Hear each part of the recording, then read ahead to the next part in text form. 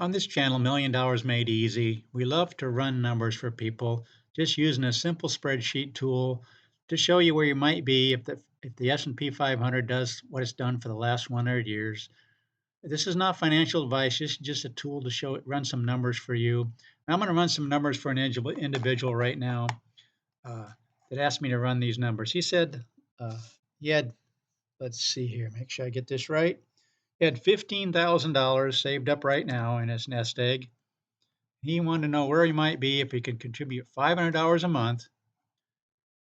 So I want to go ahead and update this. What we're going to do is run this for every single year for the last 100 years for any 20, 25, 30, and 35 and 40-year period and see where he might be um, after different time frames.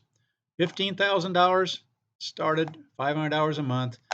This individual has, if he has 30 years till retirement, the worst 30-year stretch you're going to find in the last 100 years is going to be 972,000. The median being 1.577 and the maximum be 3.890.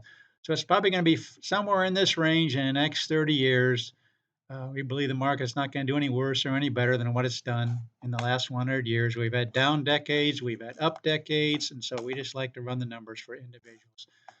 So depending on the age of this person, you can see the different numbers there. 1.935 in the worst case scenario for a 35-year period. I wanted to run a couple other scenarios. Somebody asked me to do this, and I just love doing this for people. I'm going to set all these back to zeros to make sure I don't have any leftover amounts from the previous check.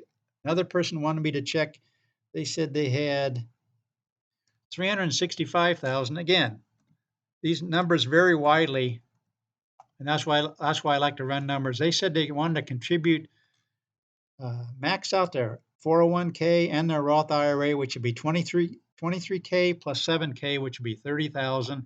Divide it by 12 because we're looking at the monthly amounts. That'd be $2,500 a month. So we're going to run the numbers for this individual, starting with 365,000 and putting in 2,500 a month. If he's got that much, he's probably a little bit older. He probably doesn't have the 35 and 40 years, but let's look at the 20-year column. The 20-year column, here's the amount he would have put in over 20 years will be 965,000. The worst case scenario would be 2,058,000. I want you to notice that. That was 1929, and you can see it right here, 1929.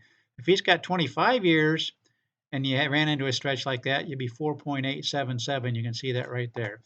But this runs the numbers for every 20-year period for the last 100 years with this kind of money being put in, where an individual might be somewhere between $2 million and $14 million. If you got 25 years, you got 1,115,000 you would have put in.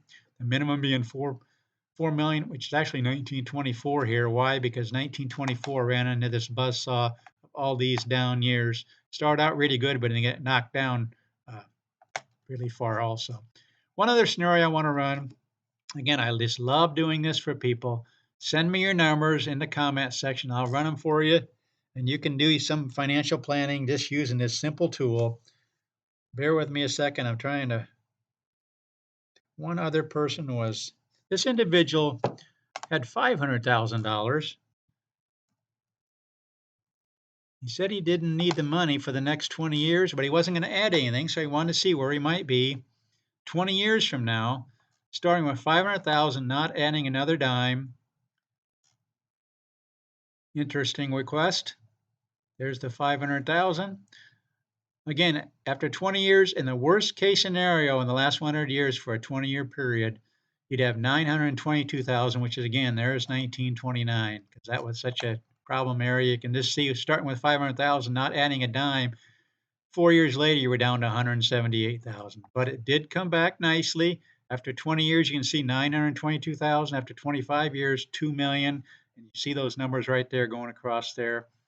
So after 20 years, you have somewhere between 922,000 and $13.417 million, just starting with 500,000, never adding another dime. This is what I like to do. I like to run numbers for people. Our channel is called $1 Million Made Easy. Please consider subscribing. You can use this tool in your own financial planning. Just comment in the comment section the numbers you want me to run, and I will do it just like I did for these three individuals.